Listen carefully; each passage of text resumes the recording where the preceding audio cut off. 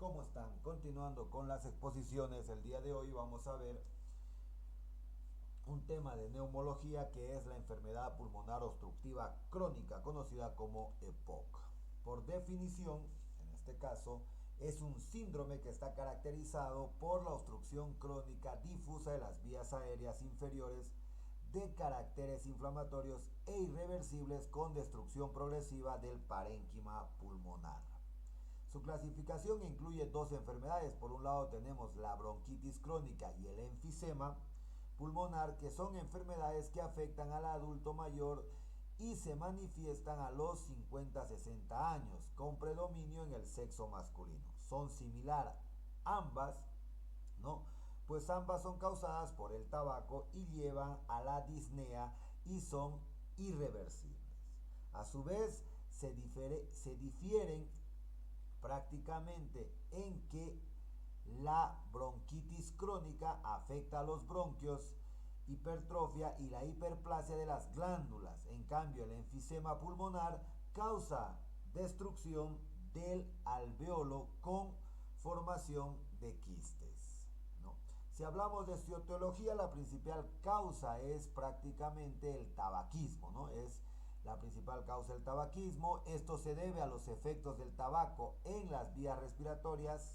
En este caso, estimula la producción, en este caso, estimula la producción de moco y la hipertrofia de las glándulas mucosas. B, disminuye o bloquea el movimiento ciliar de las células epiteliales. C, activa los macrófagos alveolares a secretar factores quimiotáticos que estimulan el reclutamiento de neutrófilos del alveolo. Y D, permite la activación del neutrófilo que produce enzimas proteolíticas como la elastasa. Y E, inhibe la actividad de la alfa-1 antitripsina y enzima producida por el hígado, que es una inhibidora fisiológica de la elastasa.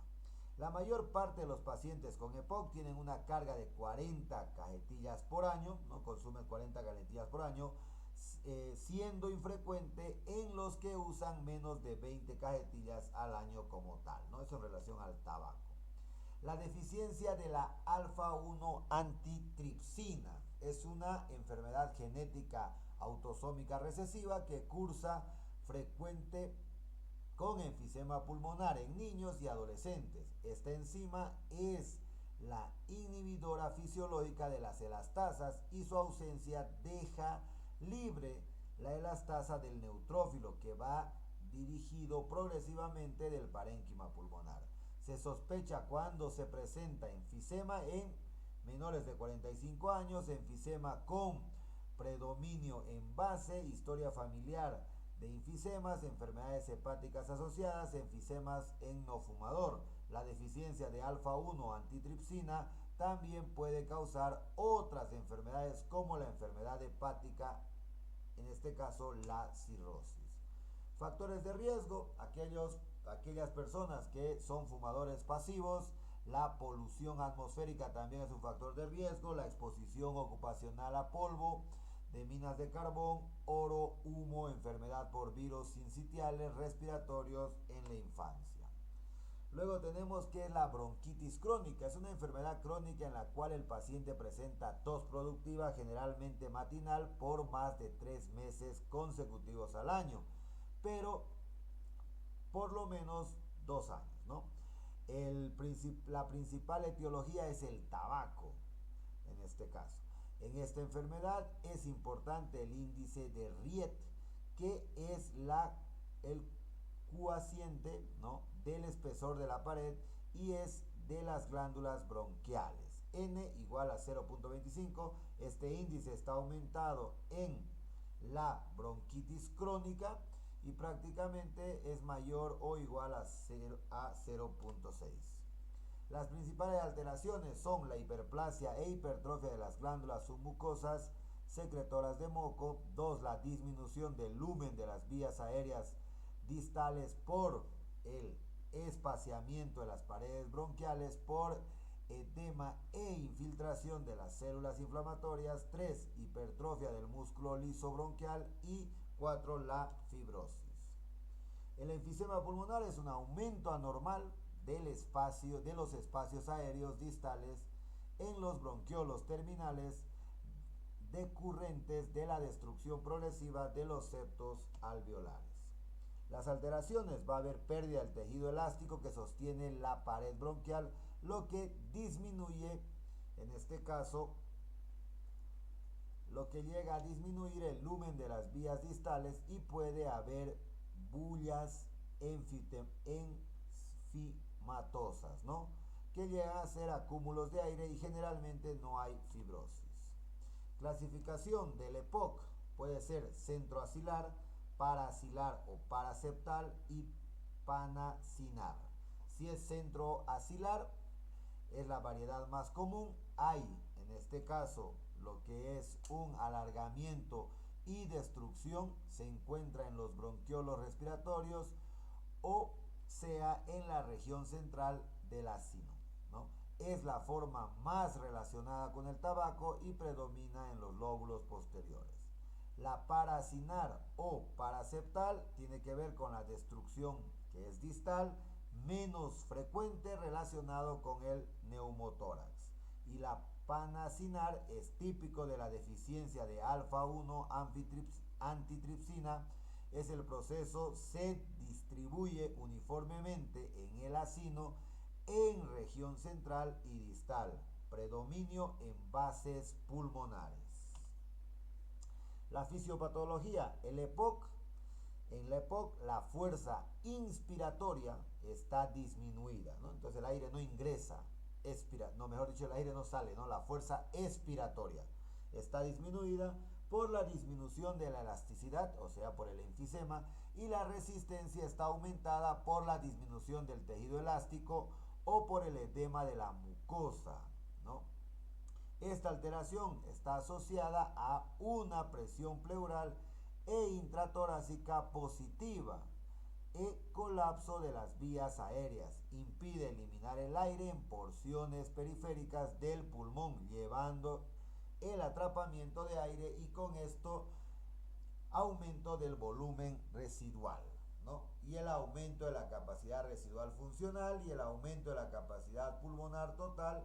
El pulmón se presenta hiperinsuflado. El atrapamiento de aire y la hiperinsuflación llevan a una presión alveolar positiva al final de la expiración, que aumenta el trabajo de los músculos inspiratorios. El diafragma tiende a aplanarse, aumenta la dificultad respiratoria, necesitando uso de músculos accesorios como el esternocleidomastoideo, los intercostales y los abdominales. Ambas patologías llevan a la obstrucción de las vías aéreas de manera heterogénea, con alvéolos mal ventilados y bien perfundidos, disturbios, ¿no? En este caso, la sangre se va a ser oxigenada, llevando a una hipoxemia. Va a ser menos oxigenada la sangre, lo que lleva a una hipoxemia. En fases avanzadas hay retención de dióxido de carbono por agravamiento del disturbio, ¿no? Por aumento del espacio muerto fisiológico y por la hiposensibilidad del centro respiratorio, el bulbo de las concentraciones de dióxido de carbono, llevando así la hipercapnia y la acidosis respiratoria crónica. La clínica: el EPOC tiene una evolución insidiosa, progresiva, con episodios agudos, presenta disnea de esfuerzo de evolución y puede llevar a una ortopnea y una disnea paroxística nocturna.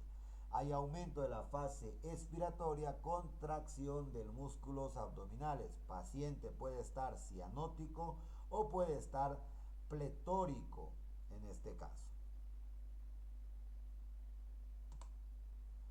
La diferencia entre una bronquitis crónica y un enfisema pulmonar: la bronquitis crónica prácticamente es el blue bloater, que es en obesos cianóticos. En el caso del enfisema pulmonar es pink puffer, que son sopladores rosáceas, ¿no? rosáceas. La bronquitis crónica tiene una tos productiva en obesos a partir de los 45 a 50 años, son cianóticos. En el caso del enfisema pulmonar, el paciente es pletórico, la tos seca, mayor a 60 años y delgados, en este caso.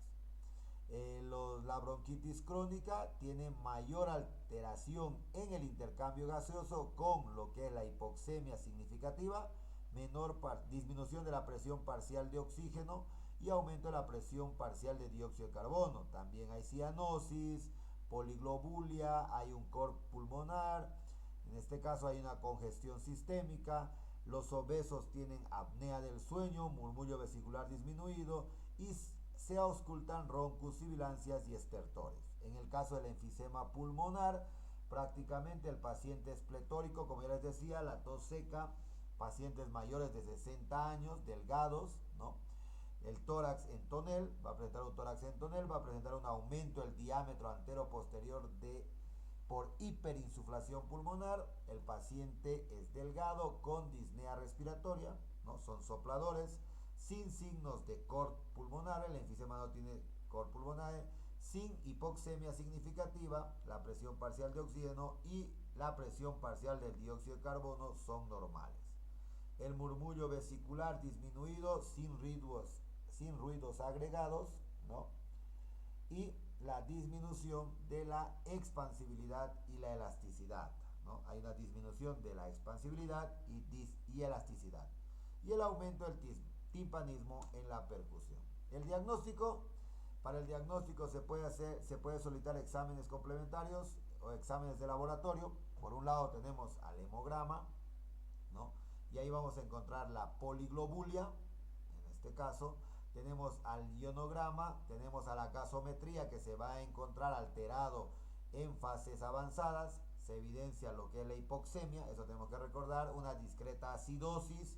Y en casos de hipercadmia, ¿no? Hay aumento compensatorio del bicarbonato y bases en este caso.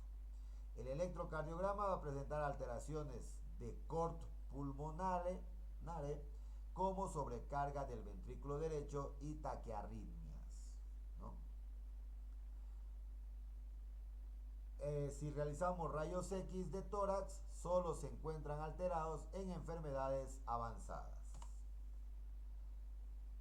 En el enfisema pulmonar hay los signos clásicos de hiperinsuflación, que son aplanamiento del diafragma, aumento del número de costillas visibles mayor de 9 a 10, aumento de los espacios intercostales, hiperclaridad, disminución del diámetro del corazón, aumento del trama bronquial periférico y en lo que es la bronquitis crónica, ¿no? La bronquitis crónica, hay un aumento del trama broncovasomotor o broncovascular, engrosamiento de las paredes y cardiomegalia como tal.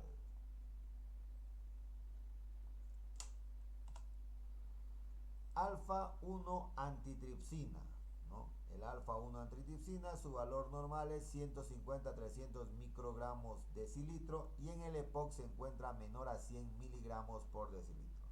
El TAC es el test definitivo, solo se usa para la evaluación preoperatoria.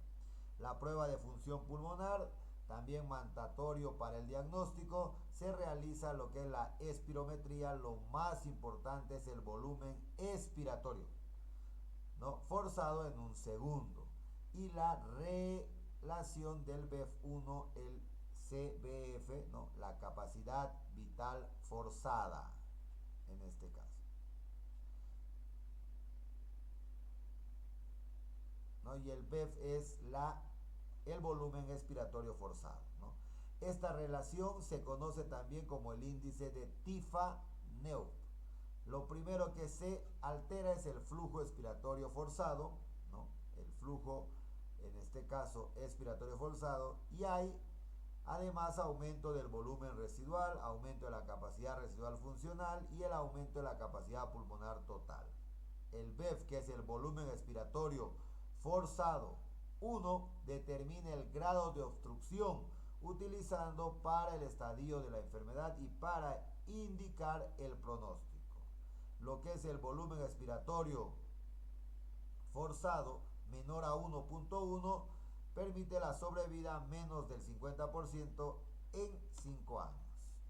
Clasificación de Gault, que es la estadiamiento, ¿no? El estadiamiento de la EPOC.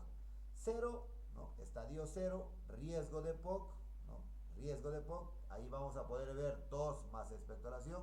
Estadio 1, EPOC leve con lo que es el volumen expiratorio forzado, ¿no? y la capacidad vital forzada menor al 70%. Criterio diagnóstico y el volumen expiratorio forzado 1 mayor al 80% previsto.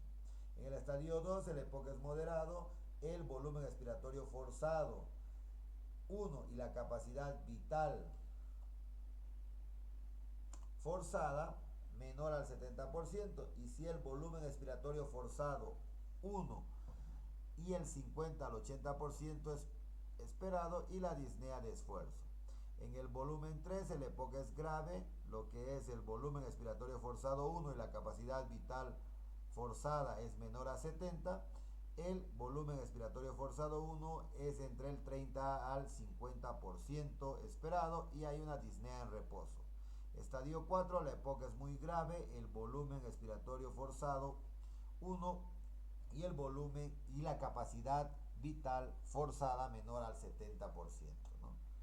El volumen expiratorio forzado 1 menor al 30% esperado, o el volumen expiratorio forzado 1 menor al 50% con insuficiencia respiratoria o signos de insuficiencia cardíaca derecha. ¿Con qué podemos confundir a lo que es la EPOC? ¿No? ¿Con qué podemos llegar a confundir lo que es la EPOC? La EPOC puede llegar a confundirse con el asma, la insuficiencia cardíaca congestiva y la tuberculosis. Factores de descompensación. Si hablamos de los factores de descompensación, cualquier afección del tracto respiratorio, ya sea infecciones respiratorias, virales o bacteriales, como la sinusitis y traqueobronquitis y la misma neumonía, ¿no? Son factores de descompensación. También los broncoespasmos, drogas depresoras del centro respiratorio, la insuficiencia cardíaca congestiva, el tromboembolismo pulmonar y el neumotórax. Las complicaciones, la complicación de la EPOC tenemos al cor pulmonale, que es una disfunción del ventrículo derecho, en este caso es una disfunción del ventrículo derecho en consecuencia a un disturbio pulmonar, se produce en consecuencia a la hipoxemia crónica, pues en respuesta a esta, las arteriolas y pequeñas arterias responden como vasoconstricción, desviando la sangre hacia los alvéolos bien ventilados. Si la hipoxemia se hace generalizada, la vasoconstricción también será generalizada, llevando a la hipertensión pulmonar, que se agrava con la hipertrofia muscular y el remodelamiento vascular como tal. Otra complicación, tenemos la neumonía, tenemos lo que es el neumotórax, la hipertensión pulmonar y el cáncer de pulmón. También puede haber lo que es la fibrosis pulmonar o el pulmón de acero. El tratamiento se basa en la abstinencia al tabaco. Recordemos que la principal causa para producir una EPOC es el tabaco. Entonces, se basa en abstinencia al tabaco, tratamiento de la exacerbación, tratamiento crónico, rehabilitación cardiopulmonar, oxigenoterapia, evaluar indicaciones de trasplante pulmonar o cirugías neuroreductoras. De las medidas adoptadas en el tratamiento, las que disminuyen la mortalidad son la abstinencia del tabaco, la oxigenoterapia y la cirugía. Abstinencia al tabaco. La abstinencia del tabaco controla la progresión de la enfermedad, En un pulmón normal se alcanza su máximo desarrollo hasta los 20 años. A partir de los 30 años se disminuye gradualmente la función pulmonar con descenso de el FEF1, que es el volumen expiratorio forzado 1, de 20 a 30 ml al año. En fumadores el descenso es de 60 ml al año. En un año sin tabaco, la disminución anual del volumen expiratorio forzado 1 es igual a la de los no fumadores. No se puede revertir, pero se estabiliza dicha enfermedad. La oxigenoterapia se administra oxígeno de 1 a 2 litros minutos según la respuesta del paciente, mejora la sobrevida y la calidad de vida proporcionalmente al número de horas que reciba oxígeno. Se debe recibir mínimo 16 horas por día. Cuando el paciente presente retención de dióxido de carbono, no se puede hiperoxigenar, pues en esta situación el bulbo raquídeo está hiposensible al dióxido de carbono y es más sensible a la presión parcial de oxígeno y puede inhibir el centro respiratorio y en este caso empeorar la retención, agravando el disturbio y aumentando el espacio muerto. Esta indicación de administración de oxígeno, ¿no? Indicación de administración de oxígeno. Pacientes con presión parcial de oxígeno menor a 55 miligramos de mercurio o saturación de oxígeno de menor a 88%, ¿no? Y una presión parcial de dióxido de carbono mayor al 40 miligramos de mercurio como tal. Clínicamente el paciente puede estar cianótico, tiene que tener alteraciones del estado de la conciencia y una frecuencia respiratoria de 30 respiraciones por minuto. Si el paciente llega a tener una presión parcial de oxígeno de 55 a 60 miligramos de mercurio y una saturación de oxígeno de 88 a 90, se administra oxígeno si hay, en este caso, cor pulmonale o sea mayor a 55% como tal.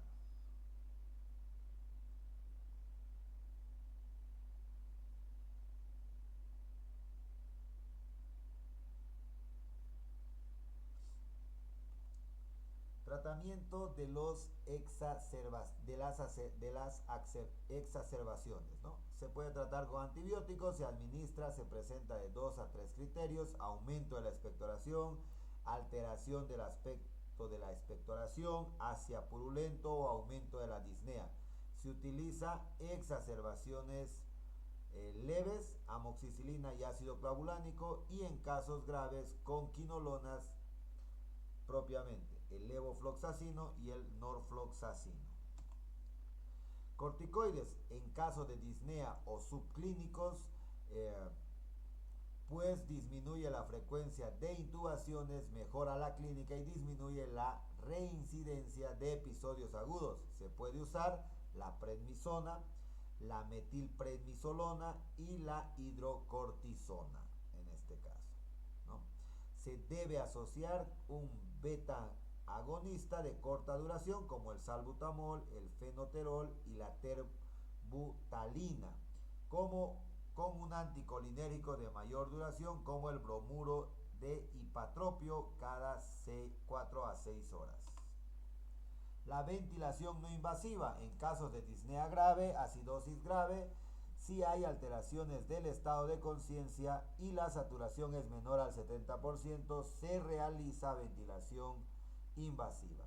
Se debe tratar el factor precipitante, mejorar la oxigenación, disminuir la resistencia de la vía aérea y mejorar la función respiratoria. Tratamiento de mantenimiento se realiza en pacientes con un volumen expiratorio forzado 1 menor al 60%, asintomático. Se usa broncodilatadores que disminuyan los síntomas y previenen la exacerbación sin efecto sobre la sobrevida. Los beta 2 agonistas inhalatorios son los broncodilatadores de primera línea, producen broncodilatación de acción directa en los receptores beta 2 del músculo liso bronquial. En menor grado inhiben el edema y la formación de moco, producen también efectos como las taquicardias, temblores, las arritmias y aumento de la presión arterial. Los de acción corta son los utilizados en la crisis durante de 4 a 6 horas, y ahí está el salbutamol, el fenoterol y la terbutalina, ¿no? Los tres, ¿no? En este caso. Los colinérgicos inhalatorios se utilizan solo asociados a los beta 2, con lo que se obtiene mayores beneficios del uso que su uso aislado, en este caso. De acción corta tenemos a lo que es el bromuro de hipatropio, ¿no? Que se usa en crisis. Y de acción larga el bromuro de tiotropo, que se usa cada 24 horas. Los corticoides inhalatorios disminuyen las exacerbaciones, se usa en EPOC con fuertes componentes asmáticos, ¿no? Y exacerbaciones frecuentes. Se encuentran en el mercado los beclometasona, los triancinolona, la fluticasona, la flunisolida y la budesonida como tal. Los corticoides sistémicos no se utilizan por falta de beneficio y por gran cantidad de efectos adversos. Ahí tenemos al metilsactina, ¿no? A la teofilina y a la aminofilina propiamente. Y la rehabilitación pulmonar es importante para aumentar la capacidad física y se realiza con fisioterapia. Si realizamos una cirugía, podemos realizar trasplante de pulmón. Es difícil para la baja disponibilidad de órganos, mejora la calidad de vida, pero no hay beneficios claros en la disminución de la mortalidad. También podemos realizar cirugía reductora pulmonar, la neumoplastia, que se retira el 20 y el 30% del tejido pulmonar de una región bastante afectada y se mejora la mecánica del diafragma. Mejora la mortalidad, la calidad de vida en pacientes con baja capacidad de esfuerzo y el enfisema predominante en los lóbulos superiores. Tratamiento según los estadios. Si hay estadio 1, hay que retirar los factores de riesgo, broncodilatadores de acción corta cuando es necesario, y se puede asociar colinérgicos. En el estadio 2, todo lo anterior más tratamiento regular con broncodilatadores de larga duración y rehabilitación. En el estadio 3, todo lo anterior más glucocorticoides inhalatorios. Si hay exacerbación repetidas, evaluar uso de la teofilina. Y en el estadio 4, todo lo anterior más oxígeno si hay insuficiencia respiratoria crónica y considerar tratamiento quirúrgico.